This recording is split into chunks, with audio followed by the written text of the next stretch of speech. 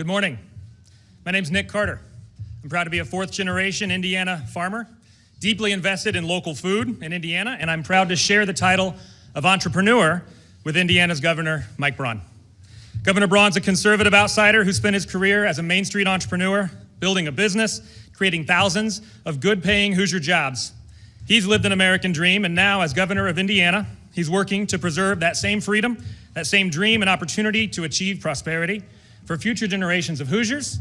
I happen to be raising 3 of them, so that future is very important to me. The governor and I share similar values: faith, family, and community. Those values have guided Governor while growing a business and raising a family, and have inspired his call to serve fellow Hoosiers throughout the years. He began his public service as a member of a local school board for 10 years. Then as a state representative from 2014 to 2017. And in 2018, he was elected to be a conservative voice for Hoosiers in the U.S. Senate. That's where Governor Braun and I had the pleasure of first meeting, when he invited me to testify about local food, food access, healthy food, and what Hoosier farmers need before the Senate Agriculture Subcommittee where he served. Governor Braun and I are both avid outdoorsmen, enthusiastic morel mushroom hunters, and speaking of which, it's getting to be about that time of year. If you're looking for a neat place to forage that's not too far from the residence, you're always welcome at our farm in the woods around there. In addition to entrepreneurship, food, the governor and I both share a passion for locally produced food and the importance of healthy eating. So I'm pleased to introduce and welcome Indiana Governor Mike Braun.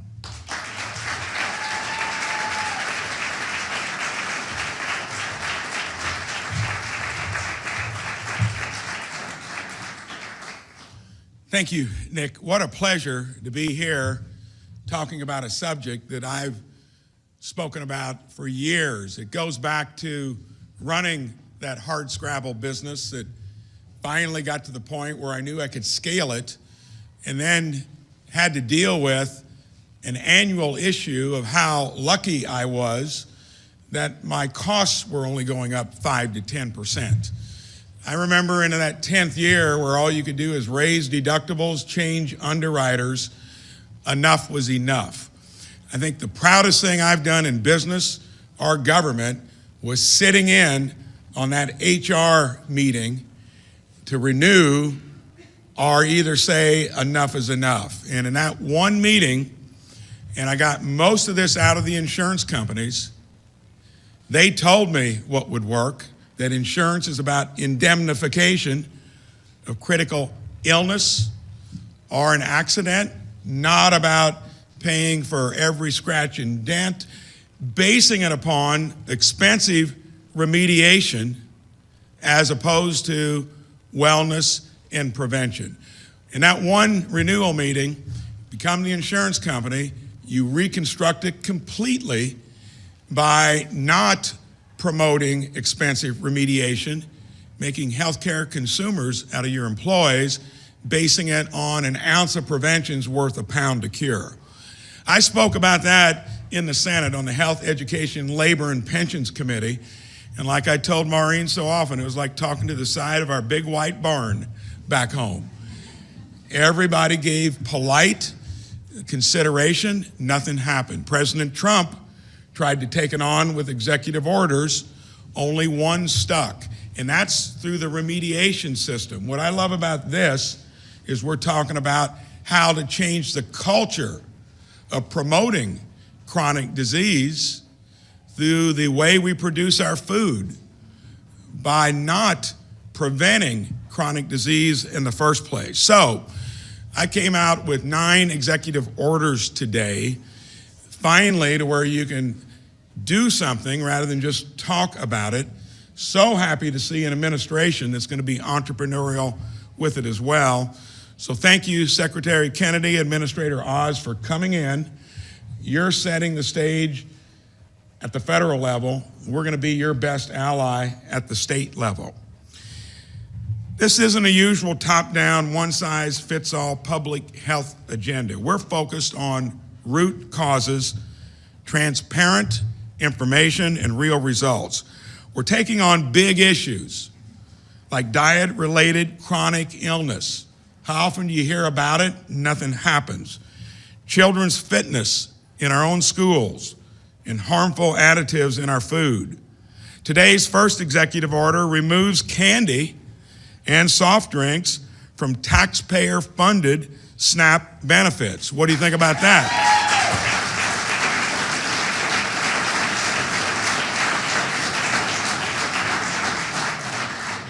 More SNAP money is spent on sugar drinks and candy than on fruits and vegetables.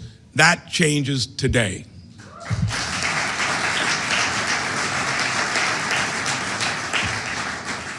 We're kicking off a study of diet-related chronic illness.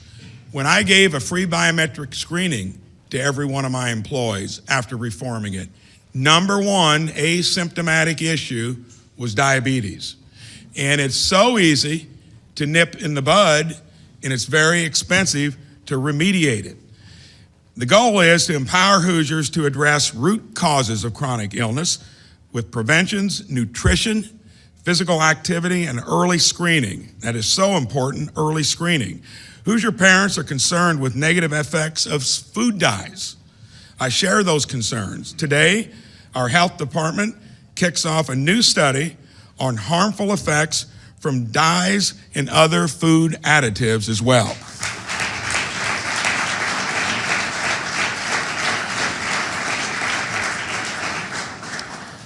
I want to give every Hoosier kid any advantage possible to reach their full potential and lead a long and healthy life. Today, we're starting the Governor's Fitness Test and School Fitness Month to encourage exercise and physical activity in school and for our youth as well.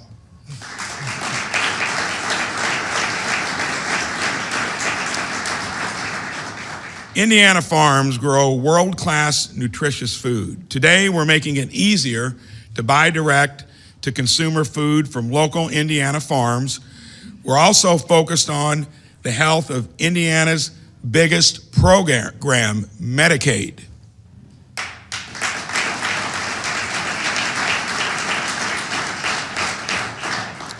Study found 28% of Indiana's Medicaid spending, our largest budget line item, was improper spending, mostly due to eligibility errors. Today, we're taking action to make sure everyone on Medicaid is eligible for it in the first place.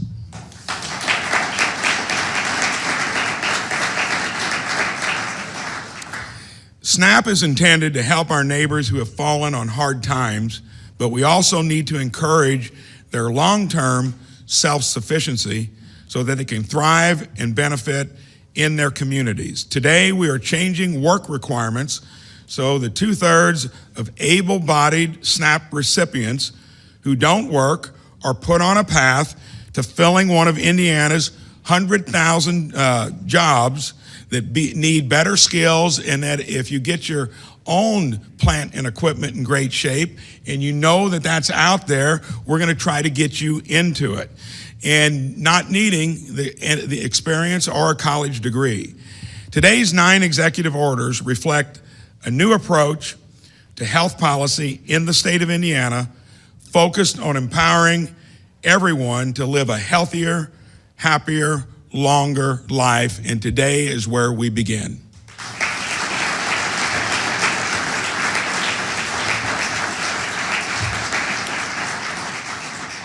So when I heard about MAHA, Make America Healthy Again, I spent 6 years there trying to do it. In making Indiana healthy again, I've always been a proponent that the leading states that are entrepreneurial, that find ways to do it, will probably be more agile than the place you're working in now that I did for 6 years. So I am so excited about being a partner on stuff that is basically common sense and that takes on big, established, entrenched when it comes to health remediation, insurance companies and hospitals, and even on food production where it's not giving us the wholesome food that we need. So it's my honor to introduce Dr. Oz, the Commissioner of CMS, and thank you for coming in. And Can't wait to hear from you.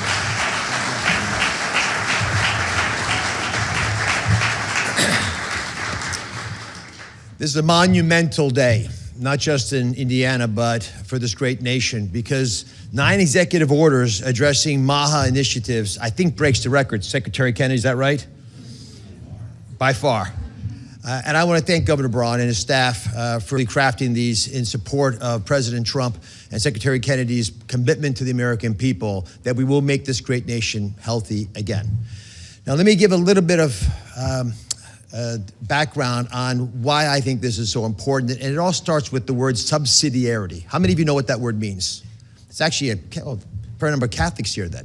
Subsidiarity means you push the decision to the person lowest on the totem pole who can make it correctly. It's the most efficient way to run organizations in general. And in subsidiarity, you don't want the federal government making decisions about lifestyle issues if the state can do it, because the governor is capable, he knows his people. And you can go down the path because the most important person in the entire hierarchy is the mom, because she knows you win the battle for health in the home, in the kitchen, the living room, the bedroom. That's where the real battle for health will be won. And these executive orders make it easy for moms to do the right thing for their kids. Now, my position as administrator of CMS is helping to ensure that the nation's health insurance programs create the right incentives, empower the right people, including especially patients, so they now feel like they own a piece of the rock, like they matter, like they have agency over their future. And we want to make sure that we allow all Americans to be able to appreciate how important these lifestyle changes are. And to do that, I'm going to do what doctors are sometimes forced to do, which is to give you some news you might not want to hear. But once you know it, we've got good news to follow. First bit, the number one line item in the state of Indiana, as it is in almost every state, is Medicaid. That's not actually the most important number, because there's a lot of other things you spend money on, but it's the fastest growing as well. And that's the part that's most concerning, because this is a commitment we have made to our most vulnerable. And if it's doubling, as it has, I am told, in the last 4 years, then it's not a sustainable program. It's one that desperately needs to be saved and strengthened. To do that, we have to deal with another big reality, which is that the healthcare expenses in this country are increasing at 2 to 3 times faster than the economy. Effectively, we have now generated a healthcare system that has a country attached to it. And that's not healthy long term. If we're spending twice as much as any other country and not getting the life expectancy benefits that we anticipate, and 30 years ago, we were about equal to Europe. Now we're about 5 years behind Europe. We're going in the wrong direction. We're not getting value for the money we're putting into it. Why? Chronic illness. It drives 70% of the total healthcare budget. And the kinds of things that are in these executive orders will help reduce that incidence of chronic disease, because it turns out that about the most patriotic thing you can do these days is to get healthy. It will dramatically allow our nation to be as healthy as it can be, and it feels a heck of a lot better to be healthy than the alternatives. So how are we going to do this? I wrote down 3 ideas that came out of the executive orders. The first is walking. Little stat to come in handy at dinner tonight. If every American walked 20 minutes, exercised 20 minutes a day, broke a little sweat, it would probably reduce our healthcare budget, the part that I'm especially worried about at CMS, by about $100 billion. These aren't small rounding errors. These are massive ways of addressing the challenges that we face. The President's Council on Sports, Fitness, and Nutrition, that I was honored to be a part of in the first Trump administration, actually created by Secretary Kennedy's uncle, John F. Kennedy, is a good example of how we can do this well. I learned on that committee that the number one thing we often lack in communities are coaches. It's an action step. We should make it easier to mentor young people. I'll come back to that theme. Second big topic, nutrition. Quite a few of these executive orders touch on that reality. I'll give you a little tip that I learned years of studying nutrition science. Turns out that the most healthiest way to address food is to eat food that looks the way it looks coming out of the ground. That's like a simple way of memorizing what makes sense. That's why butter is better than hydrogenated oils, because it doesn't matter if butter might cause other issues. It's real food. Your body knows what to do with it. It's a home game. So we need to get everyone to understand the power of food. And to do that, we need to get parents and teachers and physicians and other health providers to understand it as well. The executive order that insists that to get credentialed, you have to learn nutrition if you're a doctor is critical. When I was in medical school, there was no nutrition class. I actually ran for student body president and won on that campaign promise, and we started one. Today in America, most medical schools do not teach nutrition. Why does that matter? Because if you go to 4 years of medical school and bust your tail and learn everything, and nutrition wasn't on the docket, what is that message to you? It doesn't matter. It's not important. If it was critical, you would have been taught it, because you learned everything else you needed to learn in medical school. If nutrition is not on the agenda, not in the syllabus, it's not really important for you. And I believe that we should empower folks, and the executive orders will do just that, to be able to navigate nutrition. And we have plans at CMS to make that easier.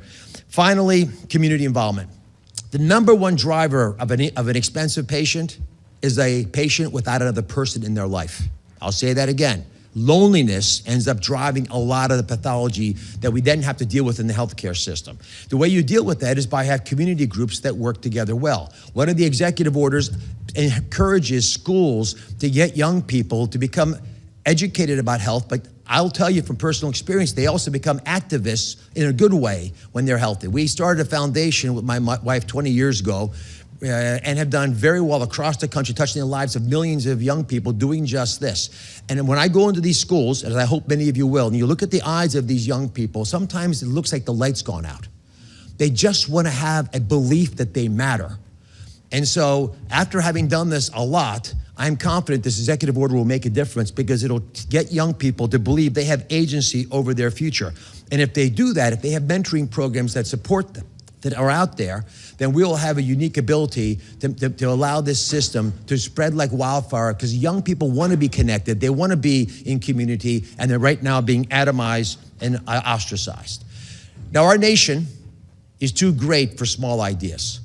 And the ideas that Secretary Kennedy and President Trump are putting forth in rapid fire, and now supported at this level of intensity in the state of Indiana, are emblematic of the fact that we have a generational opportunity to make this country as healthy as it should be. And the person who has represented this more than any other, Secretary Kennedy, is a dear friend. I've known him for many years through his foundation work, but I met him on my show. And when he came on the show, many did not want him to appear because they thought he had far-out ideas that were so bad they shouldn't be heard. And I'll tell you in my mind how you define MAHA, because it's how you define the next speaker, Secretary Kennedy. It's defined in 3 words. The first is curiosity. Are you truly desirous of learning what needs to be done to improve the life of your fellow man? And if you are truly curious, and remember 80% of questions are statements in disguise.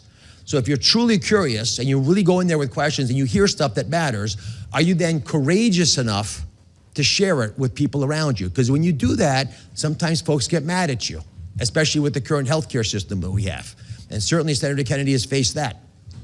Secretary Kennedy, finally, is a compassionate man.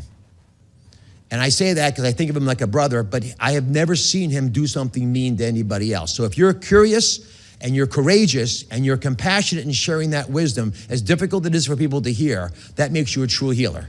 Secretary Kennedy, thank you.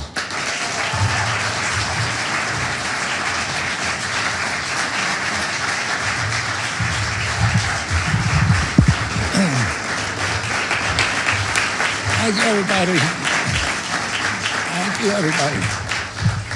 I'm really happy to be here today. Very, very grateful to Governor Braun and to Mehmet Oz. But I've been to a bunch of states to announce MAHA initiatives over the past 3 or 4 weeks, and it's always been one at a time. And this one really broke the bank. 9 executive orders, all designed to improve our farms, our fitness, our food, our education, our health.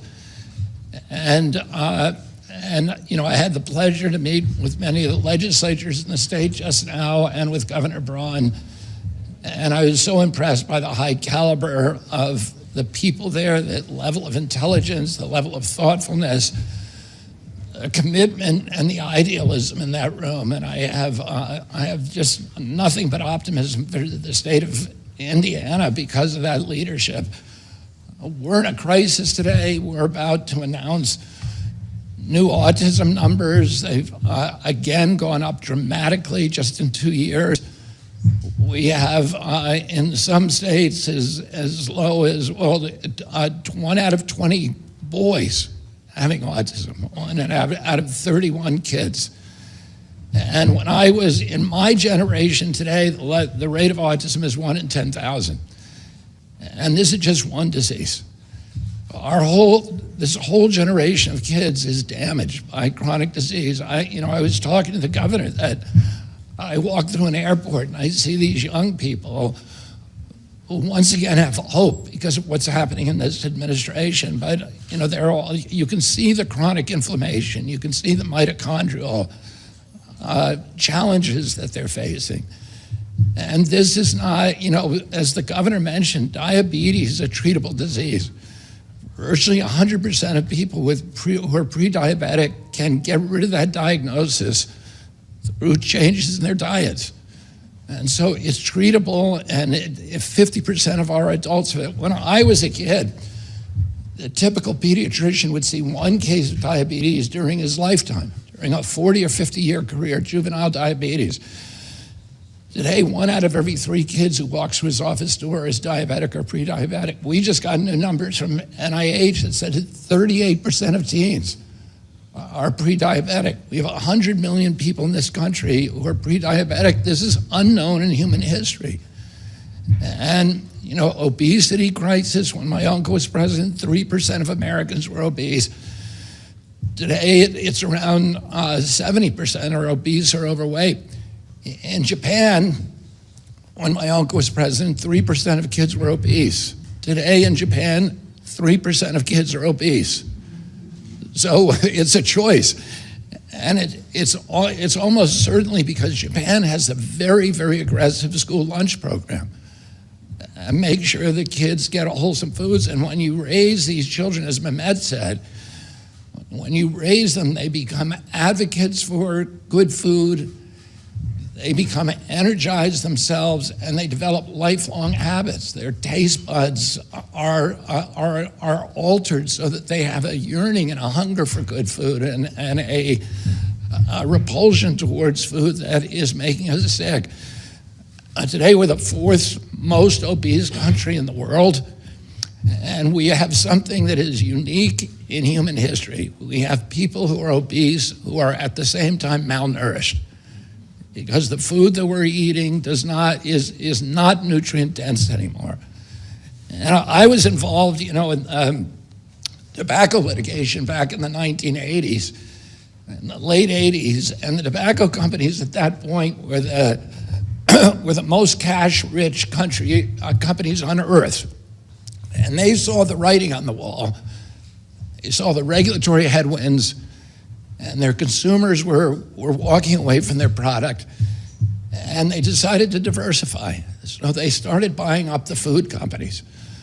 By the mid-1990s, the 2 biggest food companies in the world were R.J. Reynolds and Philip Morris.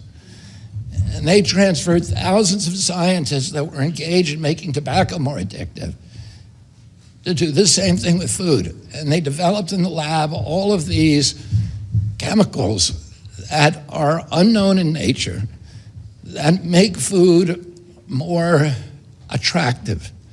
But it's not food, it's food-like substances. So they'll put a strawberry flavor in the food, but there is no nutrients that you'd find in a strawberry. Your body is craving that, but it doesn't get filled up. And it doesn't give you nutrition, but you want to eat more and more, so you get obese, but at the same time you get malnourished. And they put addictive substances like sugar and sodium and others, monosodium glutamate in our foods, that make you so that you don't get satiated and that you constantly want to have more.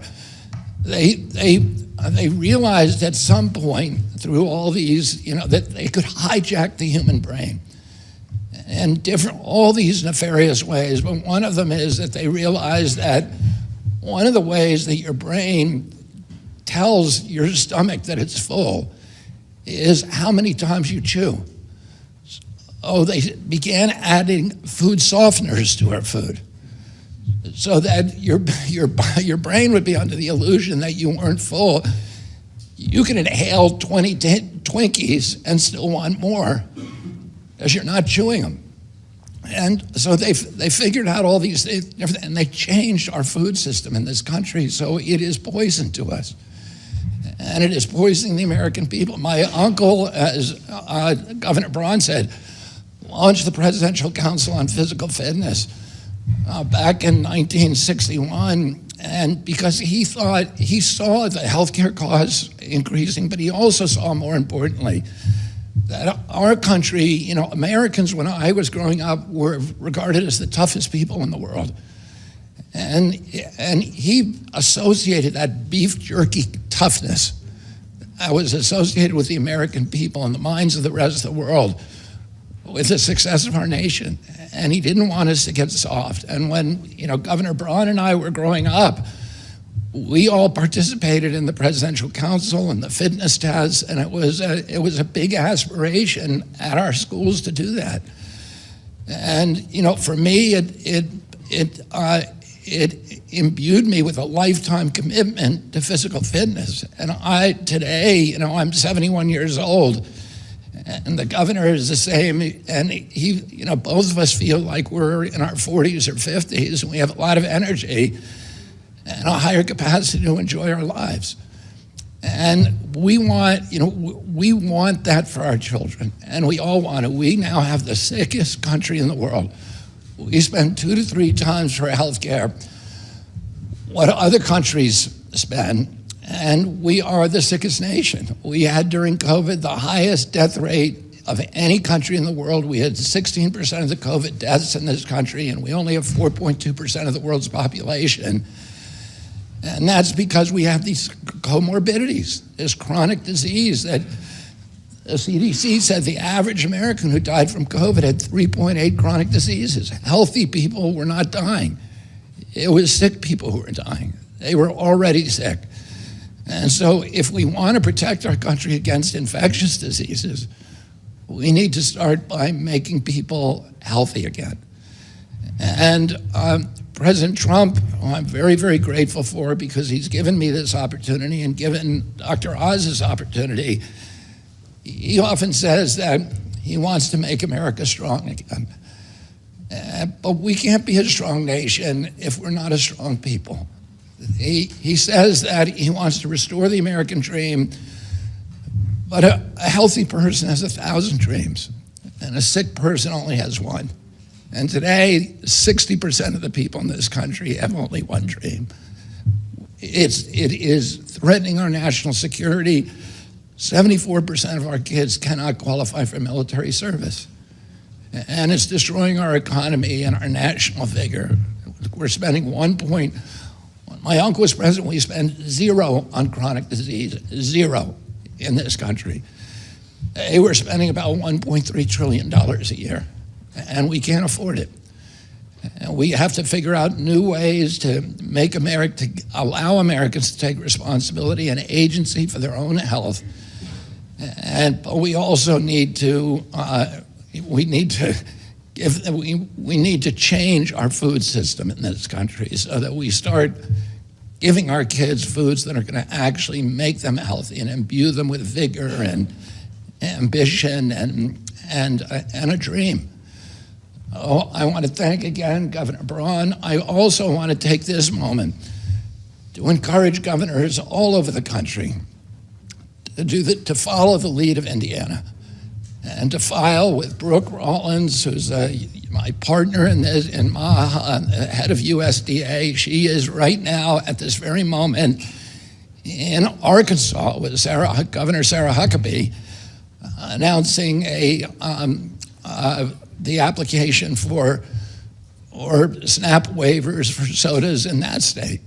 This is the first state that has added candy to the SNAP waivers. I'm very, very proud of you, Governor, for doing that.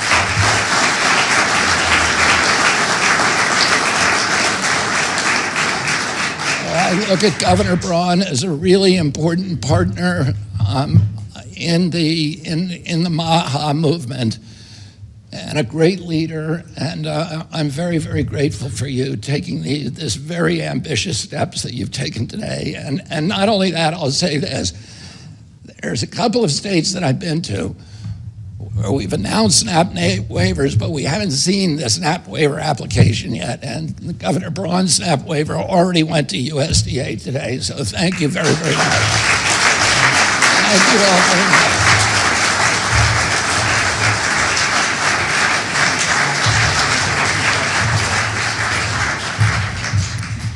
So what a pleasure to have these two come in and weigh on an issue that's important not only to Hoosiers, but the rest of the country. And we will take a few questions for any one of the three of us about make Indiana healthy again or make America healthy again. So.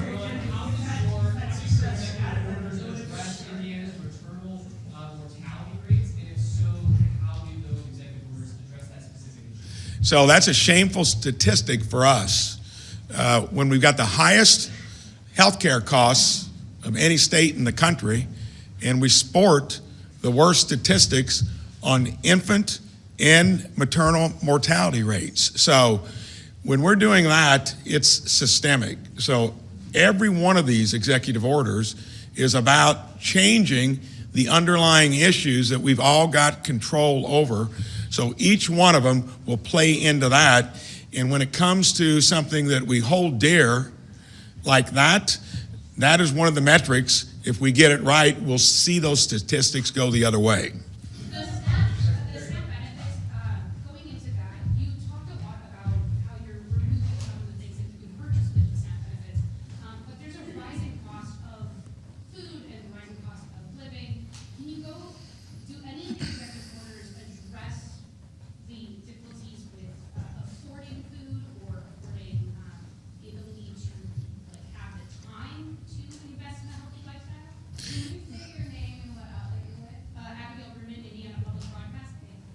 So the whole idea of affordability and accessibility, that is something you can't sidestep, because if in fact it is going to be more costly to actually eat better, we got to find out entrepreneurial ways of addressing it through the folks that produce it, and not necessarily just asking for more to get it done.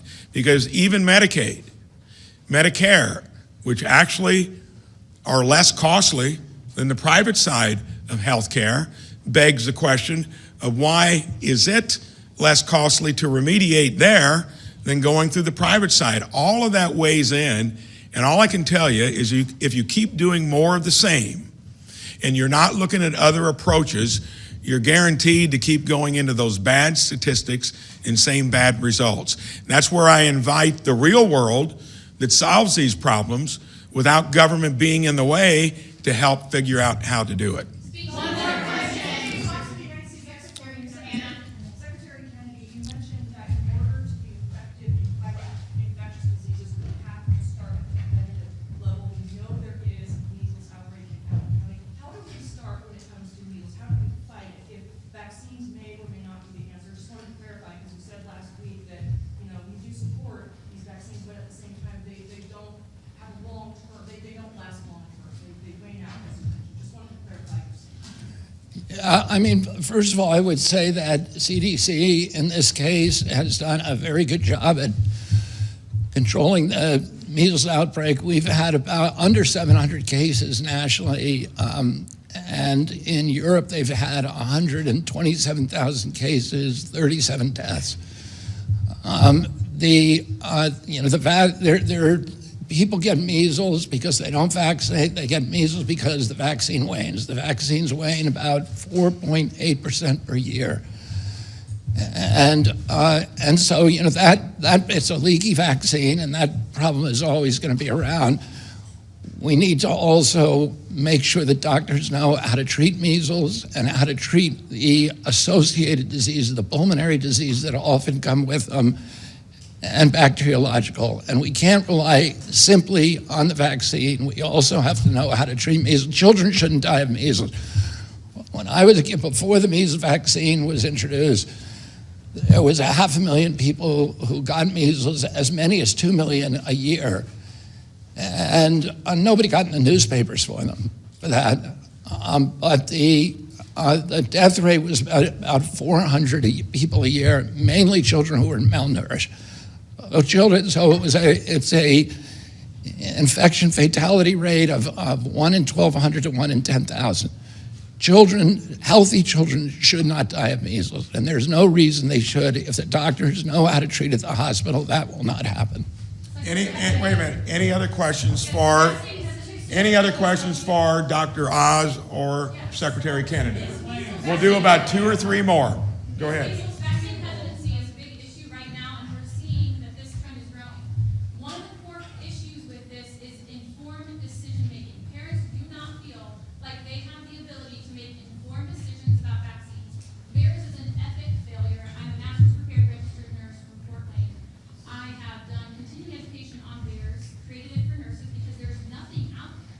Now, this system is a failure. Nobody knows about it. Nobody knows how to use it. Indiana is prime position to do an overhaul using VAERS ESP, electronic support for public health, used widely across the country to do automated VAERS reporting. We also have the Indiana Health Information Exchange, which has collected all of our medical records for probably the past 10 to 15 years, along with mandatory reporting within 7 days of vaccination.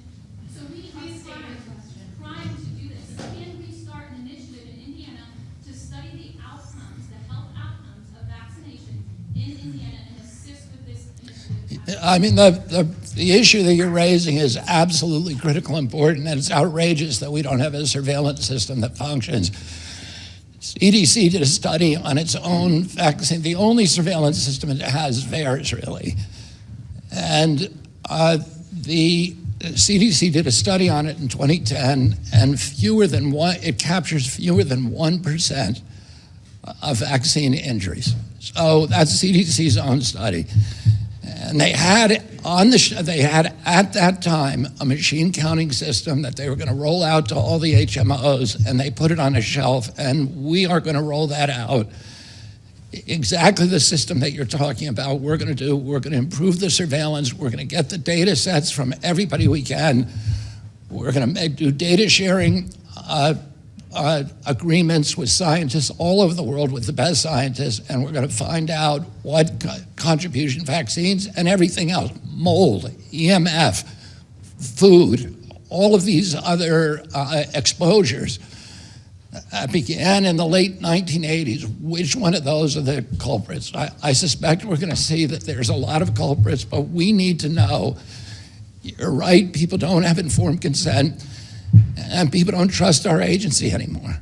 You know, the agency, the trust of the agency is at a historic nadir, and the way to make it trustworthy and the way to make people to improve vaccination is to make the agency trustworthy. And that's what we're going to do.